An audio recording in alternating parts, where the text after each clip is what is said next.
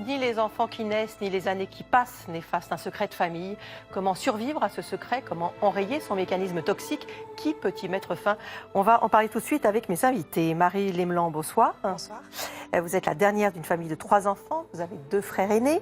Et comme Jean-Pierre, comme Anne-Marie, Bénédicte, Raphaël et Arthur dans le documentaire, vous avez eu à vous confronter à un secret de famille. Un secret que vous avez découvert à 29 ans. Oui. Dans quelles circonstances c'était? Ça faisait plusieurs années que je sentais un mal-être, beaucoup de phobies, de tocs, de soucis de santé. Et je suis tombée enceinte, j'ai appris que j'allais avoir une fille et j'ai eu quelque chose qui s'est complètement enrayé, comme une roue qui tourne dans le vide. Et une personne de mon entourage, ma marraine, m'a conseillé de parler avec ma mère. Mais comme ça, elle savait ou c'est... Elle savait, c'était d'accord. la seule au courant. D'accord, donc elle vous a vraiment conseillé. Elle m'a donné une belle clé et puis j'ai tout simplement confronté ma mère sans savoir de quoi j'allais parler avec elle. Puisque Vous lui avez dit quoi? Il y a un secret, il y a quelque chose qu'on cache? Non, ça a pris beaucoup de temps, ça a pris peut-être 2-3 heures et je lui ai posé des questions et je lui ai dit qu'il y avait quelque chose qui me gênait dans notre relation à toutes les deux, que je ne savais pas ce que c'était, mais que c'était le moment de me le dire, puisque je devenais mère à mon tour. Et puis elle refusait d'en parler. Et puis c'est venu. C'est venu des tripes. Je l'ai regardé et je ne saurais pas comment vous expliquer, mais tout à coup, j'ai su que je n'étais pas la fille de mon père. Donc je lui ai juste dit, je ne suis pas la fille de papa. Et j'ai ouvert la boîte de Pandore, puisqu'elle m'a répondu du tac au tac qu'effectivement, je n'étais pas sa fille.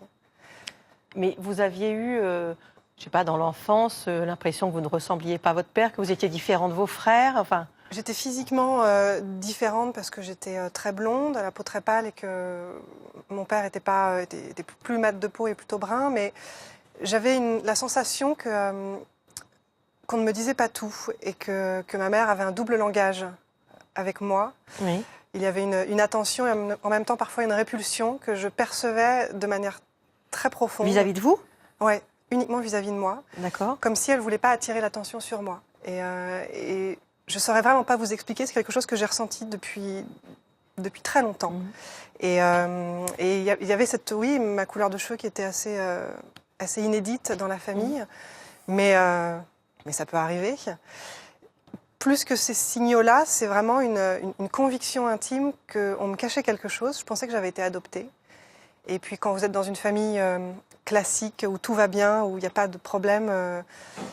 très vite, vous vous dites que vous êtes folle parce que je n'avais aucune raison objective de penser ça.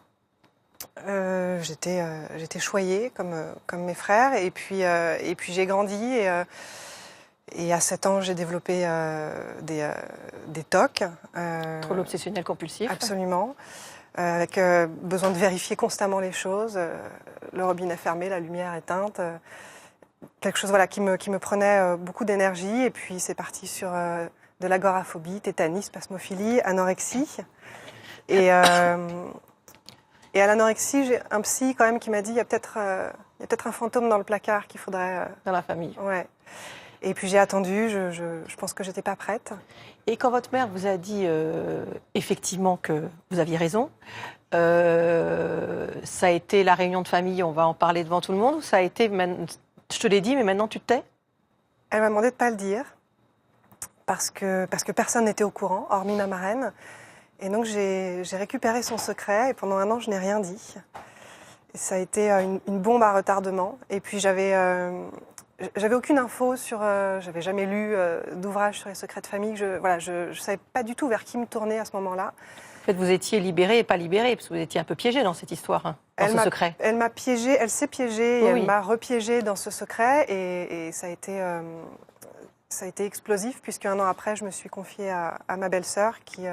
Oui, mais est-ce que d'emblée, vous en avez parlé à votre petite fille? J'en ai tout de suite parlé à ma fille, parce que j'ai vu que je perdais pied. Elle avait 1 an, c'est ça? Oui. Oui.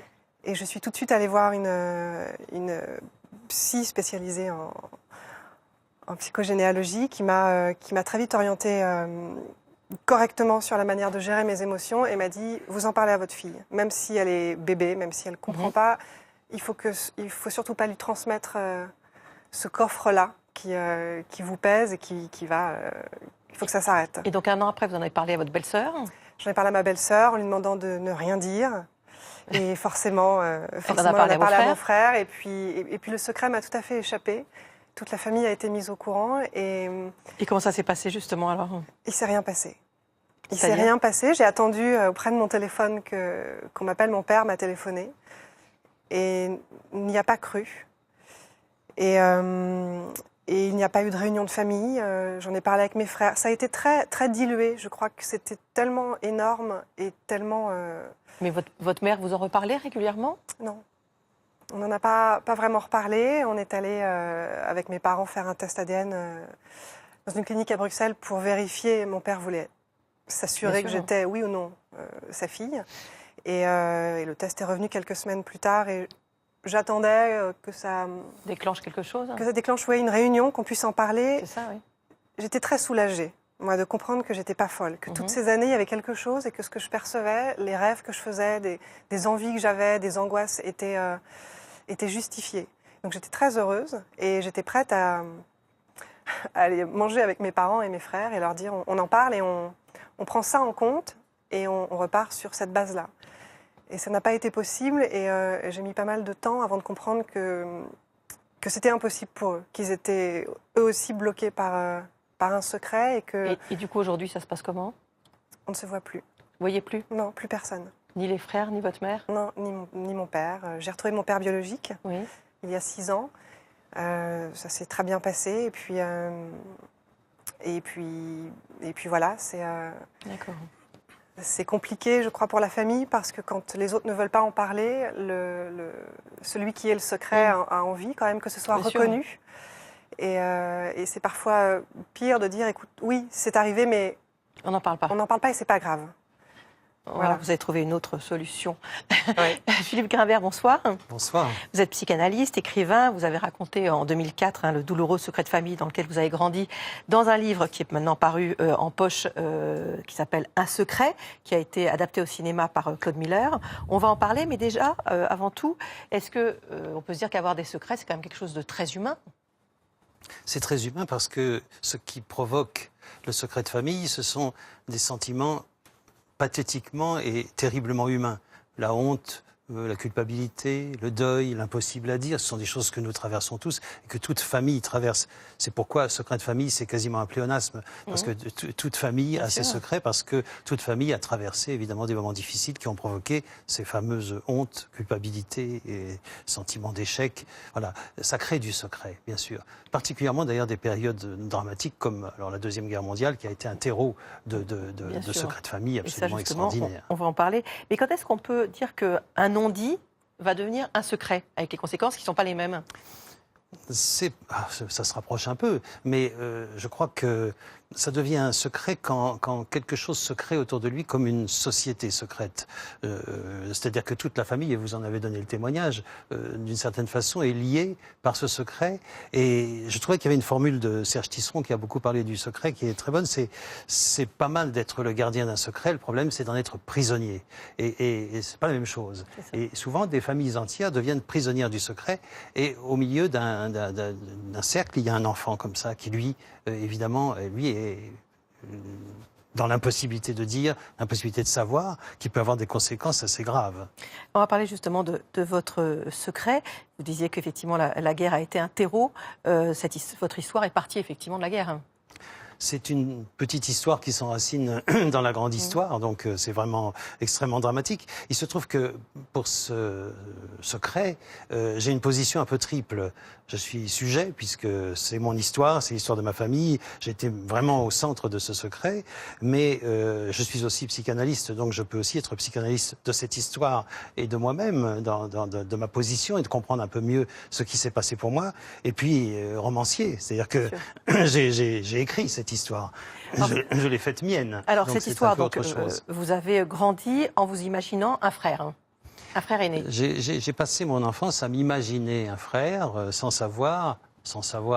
tout en sachant, parce que quand même, ça aussi, c'est quelque chose dont on parlera sûrement, mais tout le monde le dit, c'est-à-dire qu'au moment où on apprend, où le secret est révélé, où on lève le silence sur le secret, il y a toujours un double mouvement. Je le vois chez mes patients, quand il y en a qui ont souffert d'un secret de famille, je l'ai vu chez moi aussi, c'est-à-dire une sorte de bouleversement quand on apprend l'existence de ce secret, et en même temps un curieux sentiment de l'ordre du au fond, je l'ai toujours su. Bah, enfin, vous en avez témoigné, témoigné parfaitement. C'est vraiment de cet ordre-là. Oui. Donc, je peux en parler parce que je l'entends dire, mais en parler parce que je l'ai ressenti aussi le jour où j'ai appris l'existence de ce frère. Mais ce frère que vous imaginiez, vous en parliez à vos parents ou pas du tout?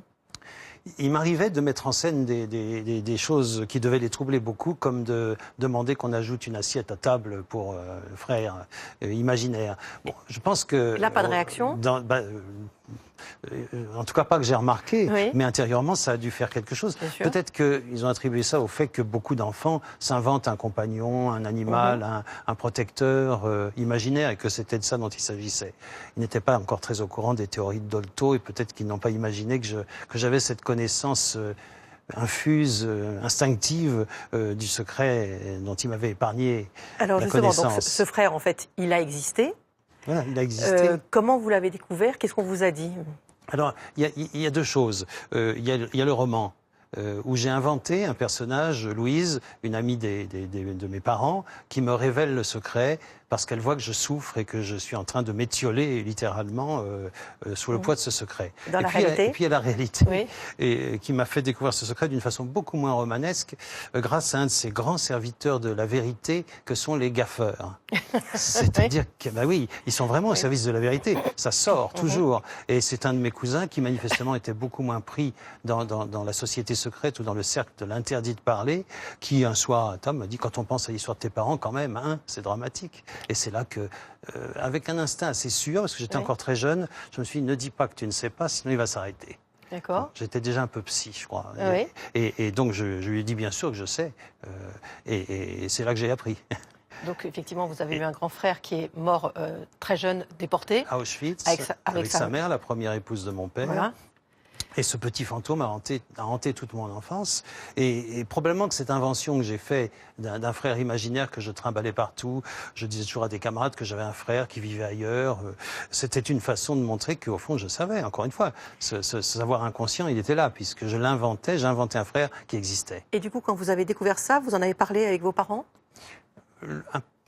Il a fallu un temps d'élaboration. Je crois que ça m'a précipité sur le divan d'un psychanalyste. Ça m'a précipité aussi dans la psychanalyse, puisque on ne devient pas psychanalyste si on ne sait pas allonger soi-même quelques siècles sur un divan. Mais c'est après avoir commencé à travailler cette question que j'ai pu en parler à mes parents, qui d'une certaine façon étaient plutôt soulagés. Que je l'ai appris de quelqu'un d'autre. Ça n'a pas été mais non du tout, ce sont des histoires, c'est pas vrai. Non, non, au contraire. Et ils ont éprouvé un vrai soulagement en me disant que, typique de la procrastination, on se disait toujours qu'on te le dirait quand tu aurais 18 ans, 21 ans. Bien sûr. Voilà. Vous l'en avez voulu ou pas? Pas du tout. Pas du tout. Parce que peut-être que, je crois que mon roman en témoigne, c'est que j'ai tellement senti à quel point la douleur, la culpabilité était si forte chez eux que leur silence était évidemment dicté beaucoup plus par l'amour que par le souci de me nuire, bien évidemment. C'était pour me protéger de cette réalité qui les avait tellement fait souffrir et qui risquait de me faire souffrir moi aussi. Donc, non, je crois que j'ai trop bien compris pour pouvoir leur en vouloir. Mathieu Andriveau, bonsoir. Bonsoir. Vous êtes généalogiste successoral. Votre métier, c'est donc de rechercher, quand les notaires vous le demandent, les héritiers dans le cadre d'une succession. On imagine que les secrets de famille, c'est quelque chose devant lequel vous avez dû vous retrouver.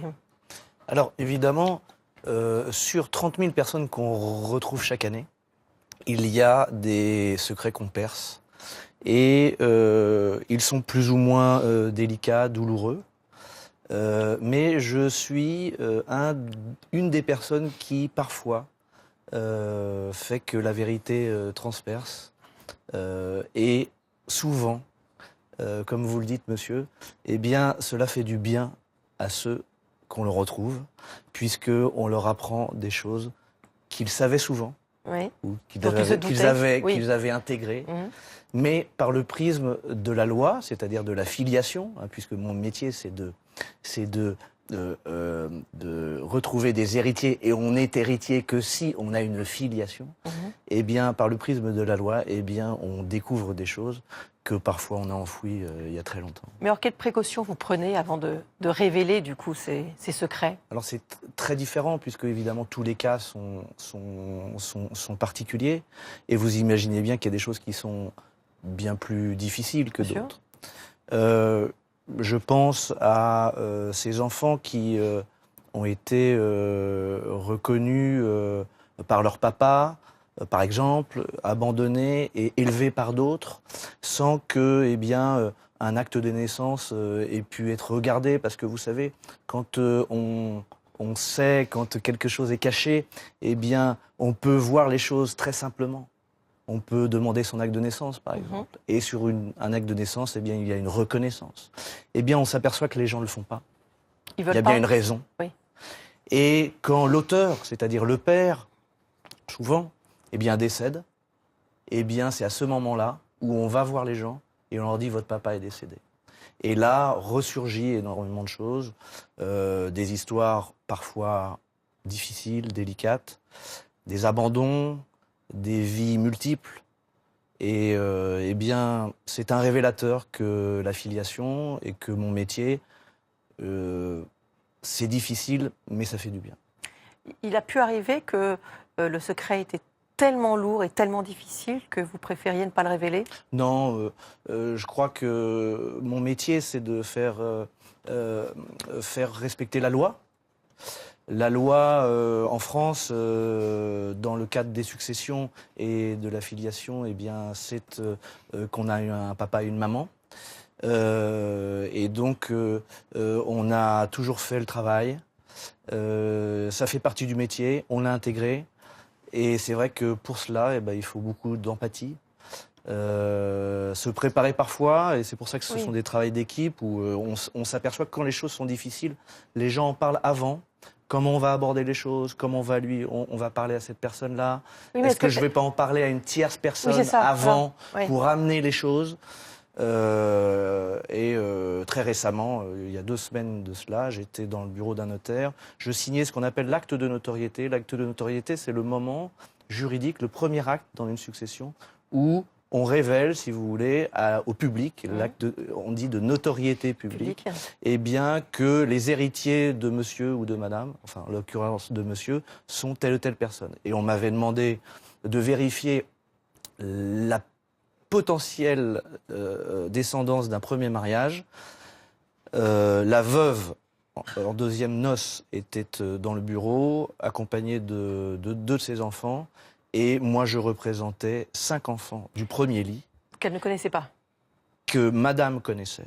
Elle avait fait vœu à son mari de ne pas en parler. De ne pas en parler. Elle n'en avait pas donc parlé à ses enfants. Et elles apprenaient à ce moment-là que leur père avait existé. Lui-même, d'ailleurs, s'était un peu séparé de sa deuxième famille. C'était un homme un peu abandonnique. Voilà. Et la première famille apprend donc que leur père venait de décéder, alors qu'ils pensaient qu'il était décédé il y a bien longtemps. D'accord. Et ils apprennent donc qu'ils ont 2 familles, en fait, 2 familles qui apprennent qu'ils ont chacun des frères et sœurs. Et pour ceux qui... cette deuxième famille qui a vécu avec cette veuve, voilà, c'était encore plus dur, puisque là, c'est 5 enfants, 5 frères et sœurs. C'est-à-dire que c'est un monde, si vous voulez, vous imaginez. Et donc là, c'était il y a 15 jours, et bien voilà, on a percé le secret, les gens étaient en larmes, mais ces larmes, elles ont percé un mystère, et la maman s'est confiée face au notaire. Elle a dit ce qui s'était passé. Elle a dit, il a toujours voulu que je ne dise rien. Et elle s'était tue, et on était là, à ce moment-là. Il fallait que quelqu'un meure, il fallait qu'il meure pour que les choses se révèlent. Maureen Boisgaine, bonsoir. Bonsoir. Vous êtes psychogénéalogiste, une spécialité qui est assez récente. Hein. On peut comparer ça avec une sorte de thérapie familiale? Oui, tout à fait. Je dis souvent que c'est une thérapie familiale individuelle. C'est-à-dire que dans un des principes de la psychogénéalogie, donc, c'est c'est de s'intéresser aux transmissions inconscientes, mais on s'intéresse aux transmissions inconscientes à travers les générations à partir de la place qu'occupe un individu. Donc cette place, au moment de la naissance, mais on pourrait même dire au moment même de la conception, elle est déjà chargée d'un héritage invisible et que ces places, souvent, ou cette place, elle est déjà encombrée, des fois même très chargée, surchargée, par d'autres par d'autres places, par d'autres fantômes, que ce soit des situations ou que ce soit d'autres des fantômes.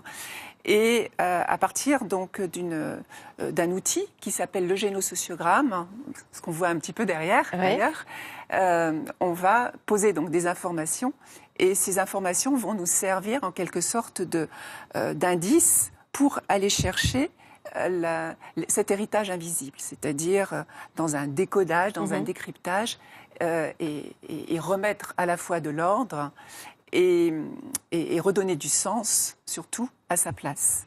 Voilà. Vous allez continuer à nous expliquer, et juste on va revoir un extrait du documentaire, hein, c'est le témoignage d'Anne-Marie qui a dû combattre ce qui était considéré comme une malédiction familiale parce que durant 3 générations, les femmes de sa famille se suicidaient ou étaient atteintes de maladies mentales. Regardez. J'ai toujours eu une angoisse enfant, une peur du feu, de mourir étouffée. J'avais tendance à faire des cauchemars, des gens affolés, qui crient, une sensation d'avoir du mal de respirer, de la poussière, une petite fille qui hurle, qui appelle sa maman, des gens perdus. Après, effectivement, quand j'étais en 3e, la Deuxième Guerre mondiale est au programme. On va regarder un film et moi, je vais être très choquée des images. Vraiment, je ne vais pas en parler à mes parents, mais en fait, ce jour-là, ils vont venir me récupérer à l'infirmerie parce que j'ai une gastro. Je pense que tout ce que j'ai vu, c'était tellement indigeste que ça m'a rendue malade. Voilà ce que dit Anne-Marie, qui ignorait donc la mort de ses arrière-grands-parents dans un camp de concentration. On comprend effectivement que le secret ne disparaît pas, mais qu'il va contaminer les générations successives, mais pas forcément de la même façon. C'est-à-dire qu'en fait, il y a le secret, il y a le non-dit, on peut en parler aussi, c'est quand même différent.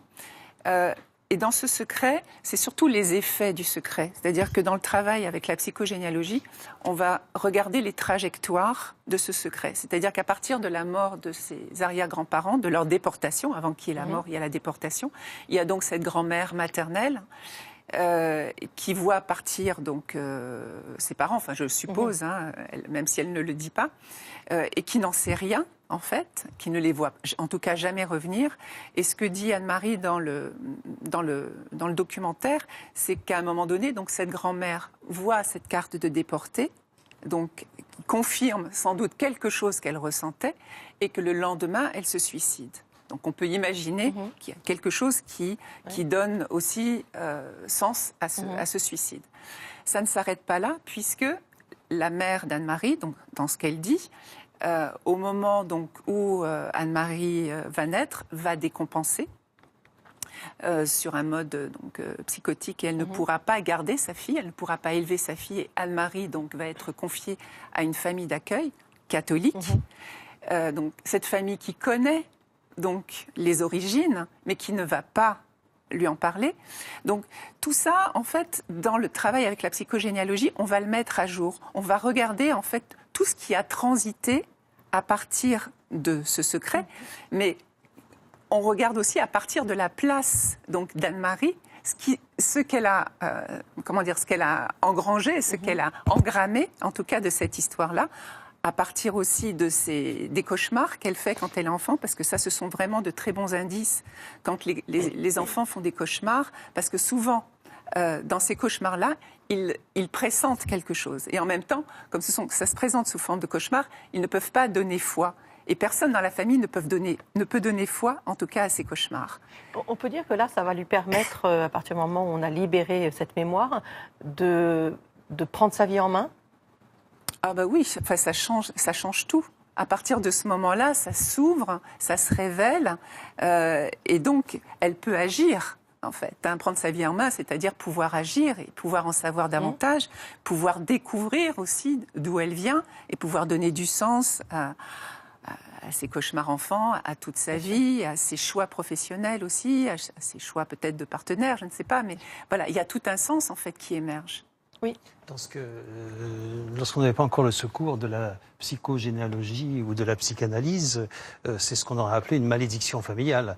C'est-à-dire ce qui frappe comme ça les membres d'une famille de génération en génération, alors avec un côté occulte, un peu la malédiction. Sauf que la malédiction dit bien ce qu'elle dit, c'est mal dit, ça n'est pas dit. Et c'est vraiment une parole qui n'a pas été dite, et c'est souvent un secret de famille qui est à l'origine de ces suicides ou ces décompensations psychotiques au fur et à mesure des générations. Et là, on parle de maladie mentale. Est-ce que vous avez déjà eu dans votre clientèle des gens qui avaient des problèmes de santé liés à un secret, par exemple? Ah oui, beaucoup. C'est-à-dire que quand ça atteint le corps mental ou le corps physique, c'est de l'impensé généalogique. C'est-à-dire que à une génération, il y a le secret, on ne peut pas le dire. À la suivante, on ne peut pas le nommer puisqu'on ne l'a pas dit. Et à la troisième, donc, on ne peut pas le penser. Et quand on ne peut pas le penser, mais qu'on ressent qu'il y a quelque chose, eh bien, on va le manifester, on va l'exprimer à travers son corps. Mais ça, on entend bien, mais est-ce qu'il n'y a pas aussi le risque, du coup, d'interpréter tout symptôme à cause de cette histoire de secret? De mettre tout sur le dos du secret? Ce serait le risque. Il y a ce qu'on appelle aussi des symptômes hystériques qui n'ont pas forcément de rapport avec le secret, mais il y a quand même de mon point de vue, trois grands risques dans le fait qu'on ne révèle pas un secret à un enfant. C'est l'inhibition, la répétition, la somatisation. Donc, on a vu la somatisation, en effet, ça peut se passer n'importe où, hein, mais ça atteint vraiment le corps. La répétition, c'est le risque que ce secret, souvent s'il est dramatique ou si c'est un suicide qu'on a caché, risque en effet d'atteindre dans la génération suivante un ou deux adolescents qui vont aussi se suicider. Donc ça, c'est répétition, somatisation et inhibition, qui est un risque aussi très grand, puisque ça peut inhiber l'apprentissage, puisqu'il y a quelque chose comme un impératif absolu: tu n'apprendras pas, tu ne sauras pas, qui peut, par contagion, atteindre aussi les autres domaines du savoir, c'est-à-dire la scolarisation. Il y a certaines inhibitions ou phobies scolaires qui en effet, sont de l'ordre de cet interdit de savoir. Donc c'est risqué quand même de ne pas dire quelque chose et de ne pas révéler un secret à un enfant. Mais est-ce qu'il faut vraiment tout dire? Moi, je ne pense pas. Non, moi non plus. Je ne le pense pas parce que en ce qui me concerne, c'est du cas par cas et qu'il faut tenir compte, je dirais, un peu de la structure psychique, non seulement de la personne, mais aussi de sa structure familiale. Et en psychogénéalogie, donc le support que représente le génosociogramme va permettre déjà une sorte de diagnostic. Quand il y a des familles qui sont polytraumatisées, c'est très difficile en fait de faire exploser un secret. La famille en elle-même, elle doit tenir dans une cohésion familiale, elle doit se pérenniser parce qu'il y a une cohésion. Donc le secret, il est là aussi pour protéger cette cohésion. Et quand si ça explose, en fait, c'est ce que dit Marie aussi, c'est-à-dire qu'il y a un coût de dire, il y a un prix à dire le secret, c'est le bannissement quelque part. C'est-à-dire non pas de perdre l'appartenance, puisqu'on fait toujours partie de cette famille, mais à un moment donné, on ne peut plus être inclus, puisqu'on ne fait plus partie, en tout cas, de cette dynamique dans le secret de la famille. C'est la question, doit-on tout dire à un enfant? C'est une délicate balance qu'il faut savoir bien mesurer.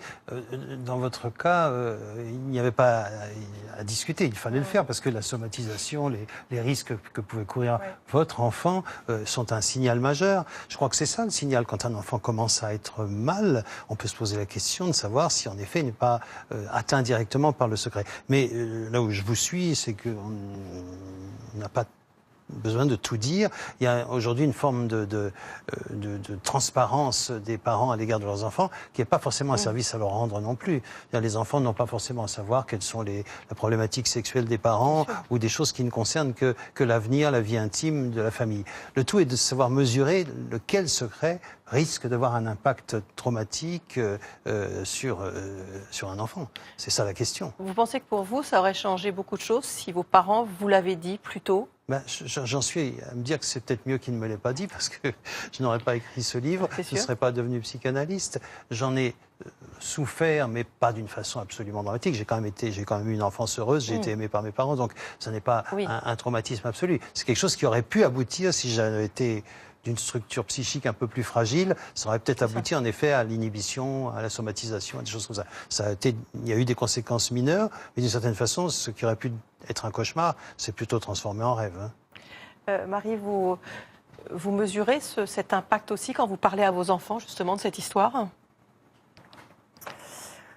Je fais attention à... Alors ma fille a aujourd'hui 12 ans et elle a suivi toutes les évolutions parce que c'est une histoire un peu à rebondissement et que moi j'ai aussi cheminé depuis bientôt 11 ans. Je ne leur dis pas tout parce que toute vérité n'est pas bonne à dire et qu'il y a des choses qui m'appartiennent et qui font partie de mon histoire. Et je vois bien... Je pense que j'ai réussi à transcender cette histoire un minimum quand ma fille me dit pour elle, c'est très clair. J'ai 2 pères, un élevant, un biologique. Ça a été l'objet d'un secret. Je l'ai appris tardivement, un peu grâce à son arrivée. Mais pour elle, c'est pas problématique.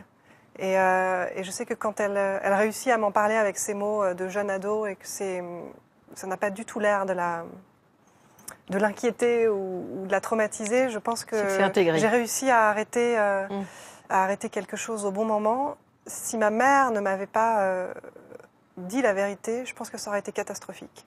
Alors vous le disiez, vous ne pouvez plus en parler en famille. Non. Donc vous n'avez eu de cesse que d'en parler dans des dîners, d'en parler auprès à l'école de votre fille, etc. Et c'est comme ça que vous êtes arrivé à créer en fait Bande de bâtards, ça s'appelle, c'est ça? Qui aide en fait d'autres personnes à vivre avec leurs secrets. Alors oui, en fait, ce projet, il est né parce que pendant longtemps, j'ai cherché des informations. Bien sûr, je crois que le livre de M. Grimbert est pour les personnes qui sont comme nous, qui apprennent un secret, est un peu une base. Mais je trouvais pas d'infos qui me conviennent. Et j'ai commencé à raconter mon histoire dans des dîners quand on parlait des histoires de famille. Et très souvent, quelqu'un intervenait en disant « c'est fou parce que je connais quelqu'un qui a vécu la même chose. » Et qui se retrouve aussi un peu, qui ne comprend pas. Parce que souvent, on est heureux de découvrir la vérité. Je parle que du secret lié à la filiation. Bien sûr. Et à la fois, les parents se retrouvent un peu démunis, les frères et sœurs aussi. Enfin, voilà, ça laisse un peu un marasme compliqué à gérer. Et puis, voilà, un jour, en rigolant, je me suis dit, tiens, on fait tous une belle bande de bâtards avec nos histoires. Et c'est resté. Et c'est resté. Et j'ai décidé de rencontrer des gens qui avaient eu la même expérience que moi. Et qui en avaient souffert et qui souffraient non pas de la révélation mais des conséquences familiales, c'est-à-dire soit un statu quo et on n'en parle plus jamais, soit un tsunami. Soit un tsunami, voilà. Il n'y avait jamais de conversation familiale qui permette de passer à autre chose tout en prenant cette information-là en compte. Et donc j'ai créé un site internet qui mêle texte et photographie. Je travaille avec un très chouette photographe. Sven Andersen. Sven Andersen, oui, qui fait un travail magnifique à l'Argentique. Je raconte l'histoire de ces gens qui me confient leur drôle de parcours, que ce soit avant la révélation, après la révélation, au moment même de la révélation. Et on fait un portrait, anonyme ou pas anonyme, et qui permet à ces personnes de se réapproprier cette histoire. Parce qu'on parle de vérité, et c'est compliqué quand on révèle un secret. Il y a la vérité de notre mère, en tout cas si je parle de mon cas, qui est tout à fait, que je peux entendre et comprendre. La vérité de mon père biologique. Et puis il y a la mienne, qui n'est basée que sur du ressenti et sur de l'ADN pur. Et donc, au début, ce site a vu le jour. Je me suis dit, voilà, ça va vivoter. Et puis, il y a des gens qui ont participé, donc qui se montrent à visage plus ou moins découvert. Et puis, un nombre de messages de gens comme moi qui me disent mais enfin il y a quelque chose qui existe et on n'est pas tout seul à ressentir toutes ces émotions très contradictoires.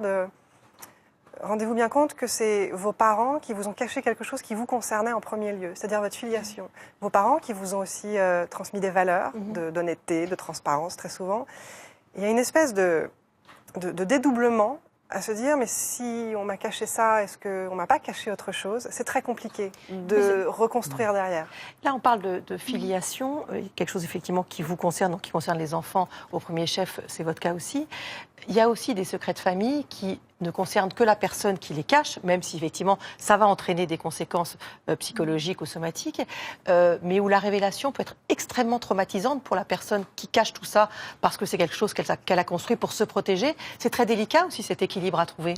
C'est ce qui nous prouve que la révélation du secret n'est que le premier pas d'un travail à faire ensuite. C'est vrai que d'abord ça vous laisse extrêmement bouleversé, même s'il y a ce sentiment de déjà vu que nous ressentons quand nous apprenons la révélation de ce secret, mais il y a un travail à faire ensuite d'élaboration, parce que c'est quand même à la fois familier, mais c'est quand même un corps étranger qu'il faut intégrer en soi, et ça se fait pas forcément tout seul. C'est vrai que certaines révélations peuvent avoir des conséquences négatives si elles ne sont pas travaillées ensuite. C'est un autre aspect. On peut tout à coup avoir une vision de ses parents qui devient quelque chose d'assez catastrophique. Si on ne fait pas le travail de comprendre ce qui a amené au secret, en effet, les conséquences peuvent être... Donc, la révélation du secret n'est pas la panacée. Hein. Il faut avancer au-delà. Et justement, on imagine que pour le père qui vous a élevé, ça a été douloureux aussi. Oui. C'est compliqué ? Ça a été douloureux pour tout le monde. Pour mes frères, je crois que je m'en sors le mieux parce que tout s'est éclairé, en fait. Je comprenais. Peut-être vous en sortez le mieux parce que vous étiez le plus mal avant. Oui, oui, mais aussi parce que j'avais une excellente raison d'avoir été mal toutes ces années. Et vraiment, je me suis dit, je suis pas folle d'avoir imaginé tout ça. Je crois que quand on est un peu le dommage collatéral, c'est plus compliqué parce qu'il faut se réapproprier une histoire qui ne nous appartient pas. Et je pense que c'est ce qui n'a pas permis à mon père et à mes frères d'en parler avec moi de manière, et avec ma mère, qu'on puisse s'asseoir tous les 5 et qu'on puisse se dire, voilà, c'est comme ça. Et mon père reste mon père. Il se trouve que j'en ai un autre qui m'a transmis autre chose, une partie de mon ADN, et que c'est tout aussi important. Mais oui, je crois que c'est, comme vous dites, la révélation n'est que le point de départ de quelque chose, et c'est important d'en parler. Ce secret, Philippe Grimbert, vous l'avez médiatisé, un livre, un film. Vous auriez pu le faire du vivant de vos parents ? Non. Non seulement, même dans l'après-coup, je me dis que je n'aurais pas pu le faire, mais l'idée ne m'en était même pas venue. Vous savez, une histoire familiale, c'est votre histoire. Vous ne pensez pas que ça a un intérêt absolument universel. Donc, il se trouve qu'après la disparition de mes parents, l'idée, comme par hasard, m'est venue d'écrire le roman. Je dis bien roman parce que j'ai reconstruit quand même beaucoup d'épisodes, mais ça ne me serait pas venu avant. Je parlais du côté universel. C'est une petite anecdote que je trouve touchante et drôle, c'est que beaucoup de lecteurs m'ont écrit des lettres très gentilles sur le livre, mais très souvent ce qui revient, et ça rejoint ce que vous disiez Marie-Thérèse, c'est qu'ils disent ça m'a fait beaucoup de bien de dire ce livre parce que ça raconte exactement mon histoire.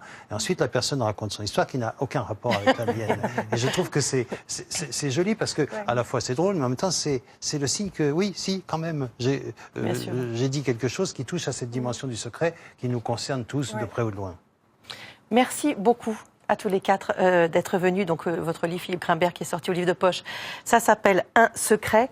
Et puis votre livre, L'expérience de l'arbre, guérir des mémoires familiales, donc Maureen Bouweggen. C'est chez qui ? C'est chez les éditions Chiron. Les éditions Chiron. Très bien. Merci beaucoup. Vous pourrez revoir le documentaire Secret de famille, l'héritage invisible et le débat sur France TV. Je vous souhaite passer une très très belle fin de soirée sur France 5. Je vous donne rendez-vous la semaine prochaine, même jour, même heure, pour une nouvelle émission du Monde en face. Bonsoir à tous.